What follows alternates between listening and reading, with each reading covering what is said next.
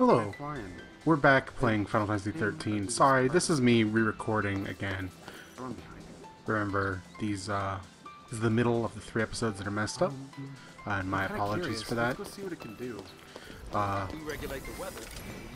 In this episode, we're messing with this weather sphere thing, which hasn't reappeared yet. I assume it will at some point, and I'm dreading it because I hate it. And during this time, I tried to experiment with the various enemies that appear during the dry season and the wet season, whatever you want to call it. And these wyverns suck. They're the worst. Doesn't it show you damage? Seems like I'm coming through a little bit. It's big single enemies like this that really reveal how bad Vanille and Zaz are at like doing damage fast. These battles just become battles of attrition, and that's not fun to anybody. I've actually done damage to Bio attack.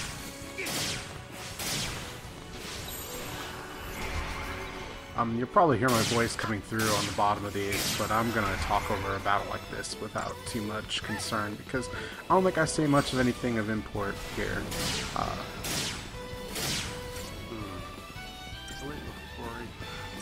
Being deprotected, that's not fun. The thing, the game really hasn't explained, though it seems really useful, that starburst buff I have on my characters on Vanille right now seems to be some sort of increase interruptive enemies, and I don't know if that's a thing I can like force every time, because some enemies seem to just not get. Stagger is not the word I can use because stagger is a mechanic, but it doesn't, like, some enemies just seem to not sell and not be interrupted in their animations, but an enemy like this I can just totally stymie when they try to bite me by doing this attack, and that's great. I wish the game actually explored that more explicitly, but maybe it does later on, because I'm still technically learning things, I guess. Oh god, I almost died. Killed it.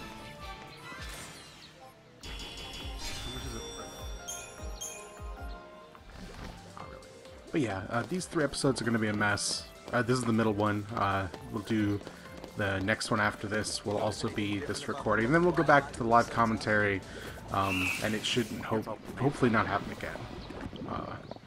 I'll be more careful about my settings. Those shell guys are the rainy ones. I was talking about wanting to avoid the shell guys because they exist in the rain. I don't know, they had all the spines. Fought them last episode. They suck.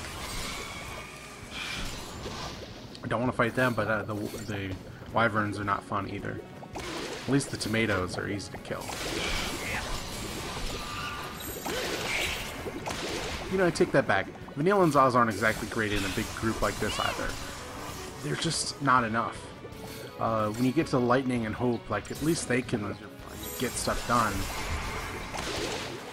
It's not perfect. I mean, this is a battle system built for 3, and it spends 15 hours giving you 2. But they're better. They're more efficient at killing enemies than Vanille and Zaz. Maybe not better, but like Vanille's a support role, like explicitly, and Zaz seems to be kind of one too. Like right now, he's picking up where Lightning left off, but he doesn't seem great at it. I'm actually not sure what Zaz's role is supposed to be. I wonder if maybe he is just not the best character in terms of combat, because he doesn't ravage as well as Snow does, because his magic, or Hope does, because his magic's not as high, and he doesn't commando as well as Lightning, because he's not as strong. Yeah, I just don't know. He doesn't have the kind of support skills that Vanille or Hope do either. I really like Vanille. So at some point, I assume he will come to his own, but maybe he's just a character that doesn't make sense to me, like where he fits in. Is he supposed to be the magic commando, as opposed to Lightning, who seems very physical focused? Just speculation, because I know at some point I will get to pick my party, and at this point it looks like it might be Lightning.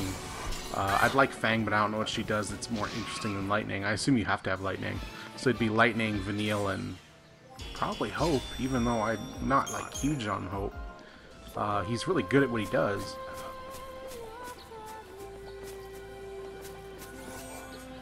You know, I'll try not to use Snow as much as possible because he sucks, but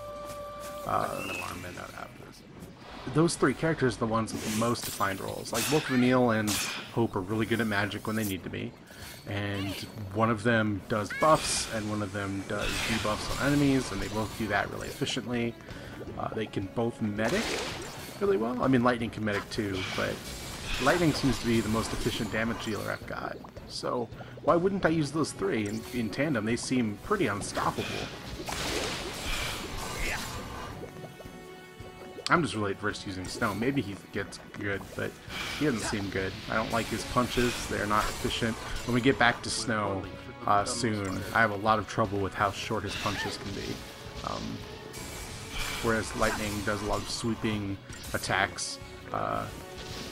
It's great, because one of the frustrating parts of this game, and thankfully neither of these characters really exhibit this tendency, but it's a thing worth talking about, is how much your actions are determined by your timing, because you can't actually dictate the timing, you just queue up the actions and they go.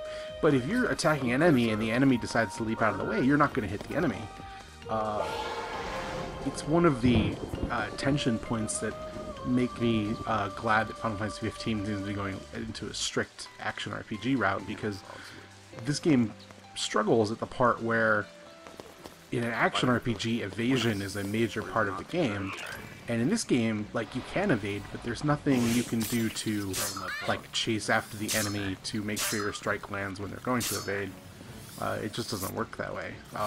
My co-host on Normal Mapping, Jackson, calls Final Fantasy XIII a rhythm game, where it's all about the flow of making sure that you're hitting things in time with the flow of battle in order to be the most efficient. And I don't really think of it that way, but I don't think he's wrong about it. The problem is that making things like, how do I want to put this?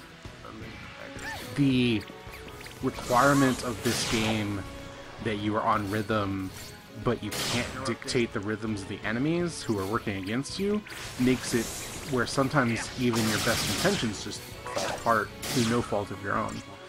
And that's not fun. I mean, it might be realistic, but we're playing Final Fantasy XIII, for Christ's sake. Realism is not a concerning goal here, nor should it be. I mean, look at Vanille's weapon. That's the least realistic thing in the entire world. All around.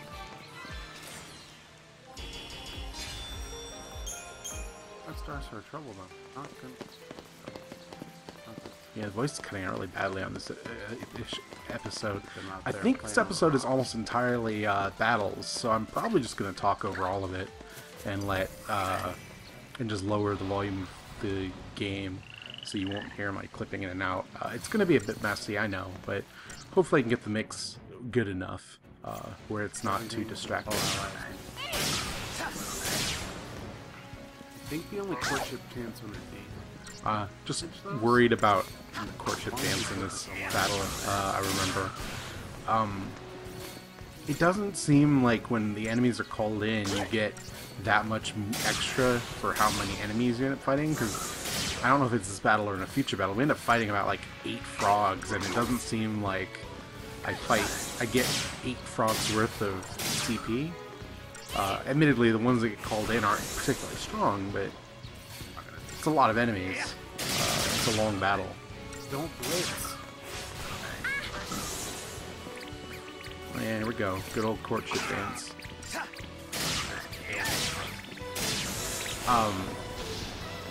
I will say that this game, much like 10, has the thing where I think it finally got to the point that enemy animations were like interesting enough to suggest a lot of character just through how enemies interact. This is a thing 12 did too, but I think 10 was really the start of it.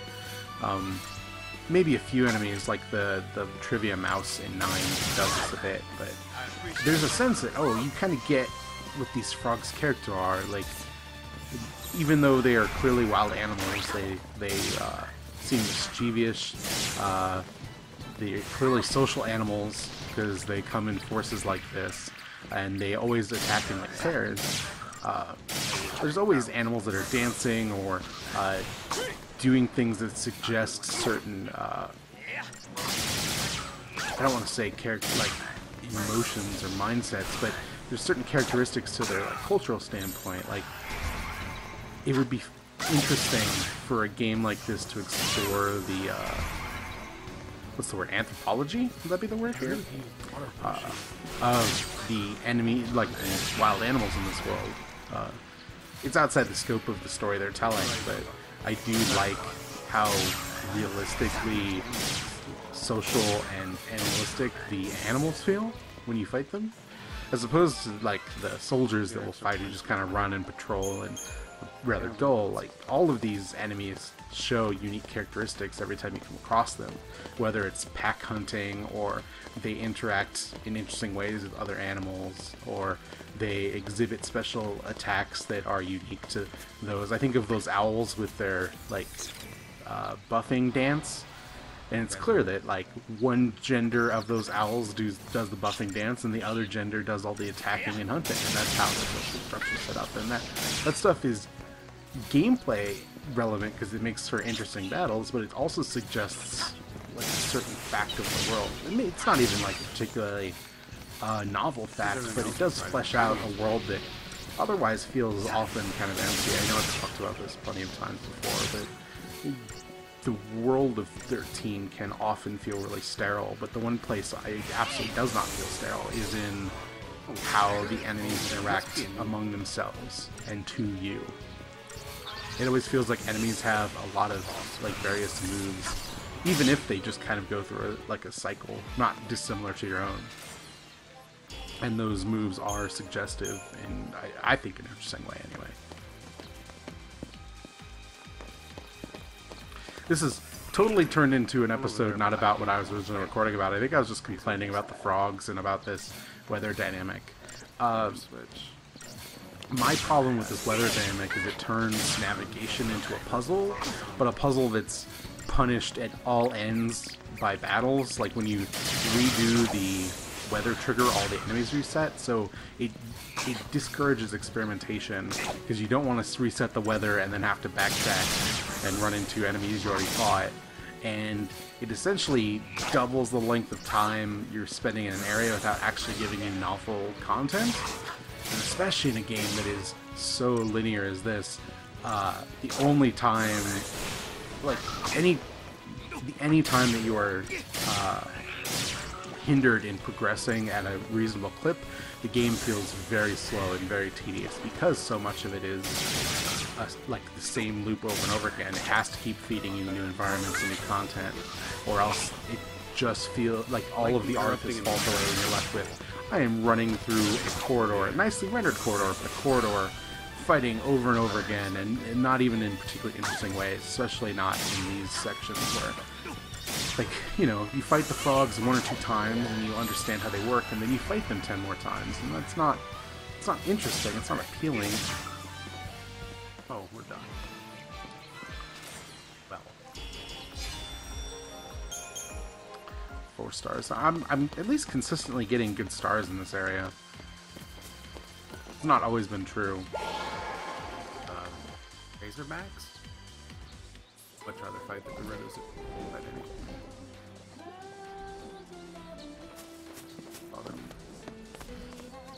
Yeah, I go back and then I have to fight more guys, and it's just not... It's just frustrating. You know what? Let's cut out this battle.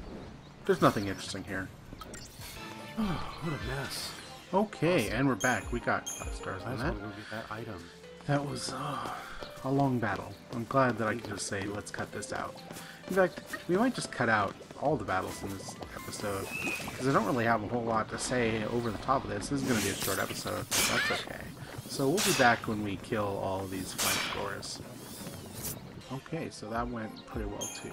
Yeah, this these battle areas, especially recording commentary after the fact, it's not as fun.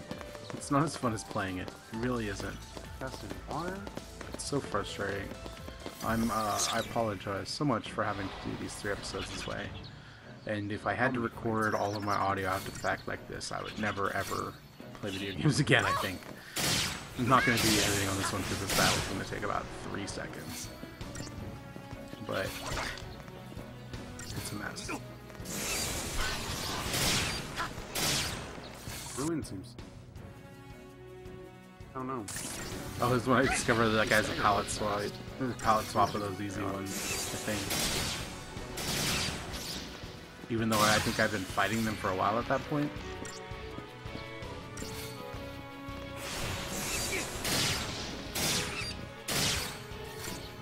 I saw little egg birds and I really just didn't pay attention and just was like, okay, well, we'll take them out, even though it was clearly taking more time to kill them as we went along. We got a harder version of them.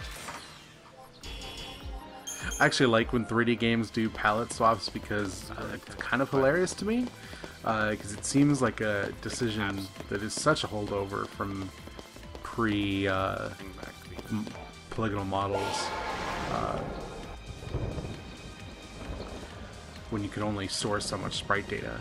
Now, I don't want to say it's lazy, though maybe it is. It's hard to make assets. I'm not going to accuse anybody of anything. Oh, here's where I try to sneak around this guy.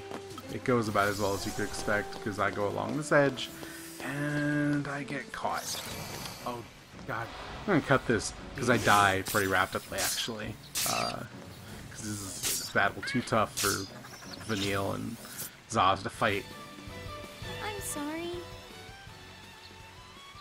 So I died. We'll Need to go around this. solve this problem by going around. Which, still blowing the Deceptisols. That way. I always feel weird about using these. Part of the problem of giving you items that are, like, seemingly really limited, is that I never want to use them. This is the Resident Evil, Magnum ammo problem, where you get this really powerful or useful tool, and then you never want to use it. It can't just be me who has that, right?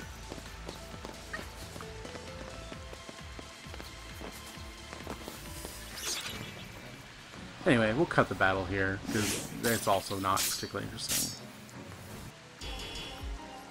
And once that's done, I get to go and fight all those frogs. So, once again, we'll skip that one too, because, man, no sense in showing you another set of these.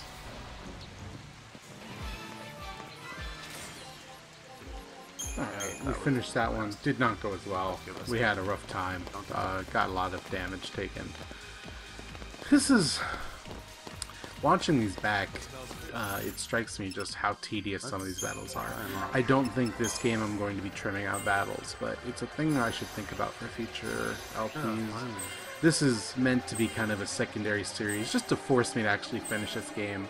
I don't want to say I'm lazy about these, because I do take them seriously, but these are not my main Let's Play. That's why I put them up in the morning. I spend way more time worrying about games like Bioshock 2, or by the time this goes up, Bayonetta 2 has probably started. I haven't actually started recording those yet, but that's I'm doing a lot of these heavily in advance, because that's how I work. Maybe not, but Bayonetta 2 is coming, I promise. And yeah, there's just so much that could go in a big RPG like this that most games don't have. Oh, story sequence.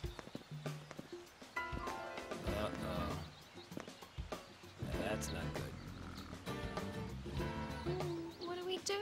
All right, I got it. We sneak. Right. The boss. Bosses.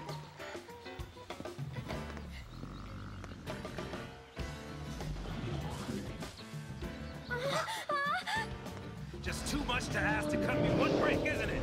Come and get it!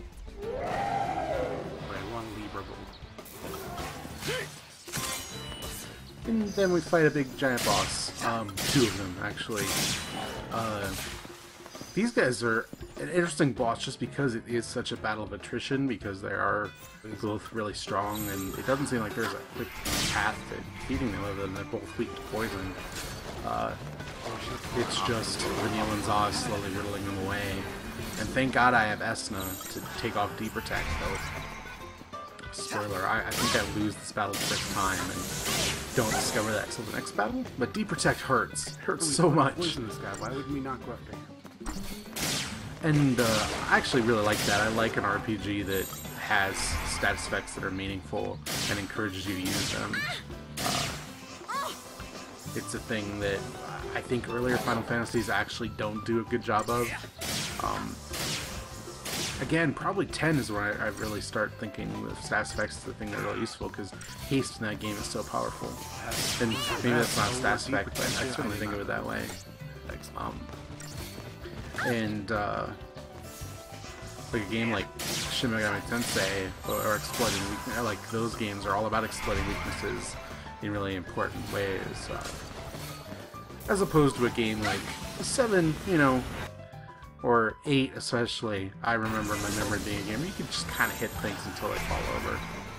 I guess I mean, there's certainly weaknesses to exploit, but I think 13 in its moment-to-moment is way more demanding than most Final Fantasies. I don't want to say it's hard, but it requires you to pay attention and really understand its battle system. This game is the exact opposite of the original Dragon Quest ethos that I think Final Fantasy had in it also, which was anybody could beat this game so long as they're willing to spend the time to grind to get good enough, even if you're quote-unquote bad in an RPG.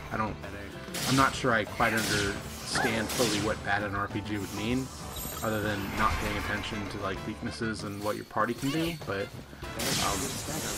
this is a game where you have to be on, where even like casual battles can be really really difficult to fight. Like the difference between, oh, I'm fighting 2 of this enemy and I'm fighting 3 of this enemy can often be really profound, where 2 is a cakewalk and 3 is interminable and difficult and nearly impossible when you really are pushed. And that's not a thing that I associate with Final Fantasy. It's one of the really interesting things about this game. Say what you will about its story being long-winded and confusing and its world being a little boring, but the battle system is, it's not only like really flashy, but it's incredibly well put together in terms of how it constantly pushes you to get better at it and understand it and exploit it. Like each of these battles is in itself kind of a puzzle battle. I mean, the Eidolons are explicitly puzzle battles, but every monster, if you want to get 5 stars, you kind of have to know how to exploit them and do what you need to do well and efficiently and cleverly. And that's really great. Except for the part where, I mean, if you get stuck, and this hasn't happened yet, but maybe it will, if I don't know how to assault an enemy, I might just, like, it's just a wall. Like, there's nothing you can do. There's not a whole lot of grinding that will make this game better, because it doesn't work that way. Especially given how gated your growth is. Like at this point, I think Vanille and Zaz both have every ability I can get them at this point. So if I didn't know how to beat these enemies and I kept dying, like there's nothing I can do other than look it up, I guess. I keep trying different things until I figure out what works. This battle is a nightmare. Which could be really frustrating. Thankfully, it hasn't happened to me yet, but it is, it's really unfortunate. It's just a really bold choice. I don't think it's maybe good for RPGs as a genre to be like this, though. Hang on, let's die. Yep. And that's the end of this episode, so come back next time and we'll do the last of these recorded episodes. That's it. I apologize once again. Hopefully it won't happen again, but thanks so much for watching. Come back next time for more Final Fantasy XIII.